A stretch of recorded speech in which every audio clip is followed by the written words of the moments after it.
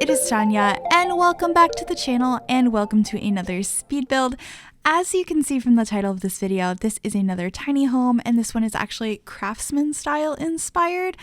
This was a suggestion I got, and I thought it would be really fun, but I found that it was actually kind of difficult to make this into a tiny home in this style because these homes in general are not overly large, but I felt like if I did it entirely to the style, it wouldn't be a tiny home, it would just be a small home.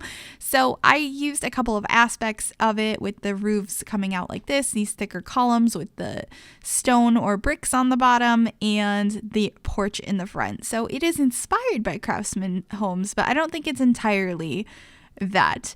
But I did have fun doing this because mostly I've been doing more modern looking tiny homes, and this one's definitely more of a traditional style on the exterior, or more suburban in nature, I suppose, but the inside is very open concept. It's very light colors, a lot of light colors in blue instead of my normal like dark blue and dark colors. It's still very blue, but it's lots of light colors.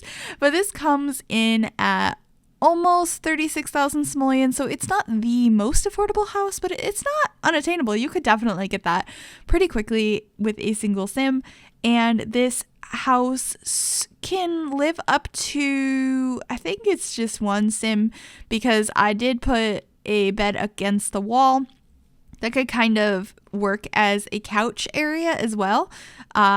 Obviously, sometimes Sims have issues with sitting on, they can't lay on the bed and watch TV, but they can sit sideways on the bed and watch TV. So I kind of shoved that against the wall inside to act as kind of like a day bed, which I thought was kind of a cute idea. And like I said, it's very open concept and really light and airy. And I do a lot of not so light colored things sometimes. So it was really refreshing to go ahead and do this. And I left in all the landscaping. The only thing I cut out in here was a couple of times where it took me too long to decide where to place something, or lots of the spinning the camera around inside trying to figure out the floor plan because it's a really weird shape. And there was only one room I had to figure out, which was the bathroom, but it's such a weird shape. I was like, I have no idea where to put a bathroom. So I cut that out. But other than that, everything is in, and I'm just doing the landscaping now. I thought about adding some purple flowers, but I thought just sticking with greens and whites looked better with the color of this house. And I think there's some yellow flowers in there as well. But I thought the purple was a little bit too much for this house. I do want to do a really colorful build at some point, and I did consider making this a really bright build, but I really like the muted blue a little bit better. But if you have any crazy colors you'd like to see on the exteriors of builds, please let me know. I'm still in the process of pre-recording for my move next month, so I'm totally open to some more suggestions. But we're just placing a, what is that called? A clothesline. There we go. It was like a drying rack. A clothesline outside. We do have a full washer and dryer inside, but I figured it was nice to have the options, and it looks kind of nice outside. And if you want to get rid of the dryer and just dry your clothes outside, that's an option as well. I thought about adding the kitchen in this corner, but I ended up putting it in the other corner by the back door instead, which I'll place all the furniture down, and then I cut out me moving it over because it was just extra footage. So it's going to look exactly like that, but over in this corner, and I sectioned it off with a wall. We put down some tile over here, which I should be extending in a little while. And we just have a really cute kitchen area. I really, really like it. I think it's just a nice little nook. And this tiny house is actually bigger than a lot of the tiny houses I've built. It's kind of stretching the thought of a tiny house in my opinion, because it is bigger, but I thought I had to do that with the type of house we were trying to emulate in a tiny house. Oh, the amount of times I'm saying house in tiny.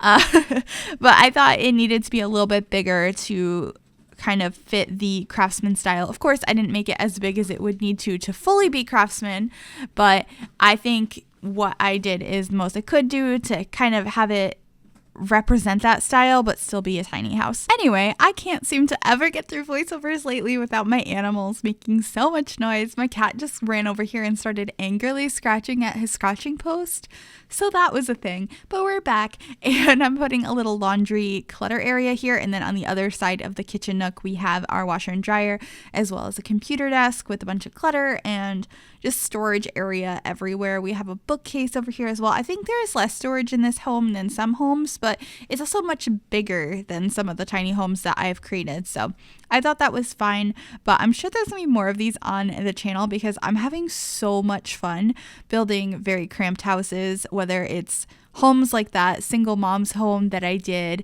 last week, 2 weeks ago, and or like tiny homes, either of those. The ones that are just super cluttered, there's so much stuff, or the ones that are very small and you have to fit everything into a very compact area. I find that kind of stuff so fun. So I'm probably going to be doing more of it. So yay, so excited about that. But we're adding this bookcase over here. We also, as you saw, put a bunch of clutter by the desk, and just adding a mirror over here. I thought about adding one of the like towel cabinets, is that linen closet things that we got with a couple of different packs. I think we got one with seasons and we have a base game one. I thought about adding that instead of that little table with the basket of the towels, but I really liked that, so I thought we would keep it. And this is the bed I went ahead and used from Jungle Adventure. I just kind of stuck it into the wall a little bit, so it's kind of just a seating area, but at night you can sleep there. I wish we had decorative pillows in the game, honestly, because that would look so nice to lean them against the wall so it really looked like a day bed. And then I had 2 of these cushions that I imagine you could push off to the side or stack up somewhere when you're not using them, but they would be where you sit to watch TV or when you have company. So I thought that was kind of nice. And then we're just adding some clutter on the desk or dresser over here for our sim to go ahead and get ready in the morning.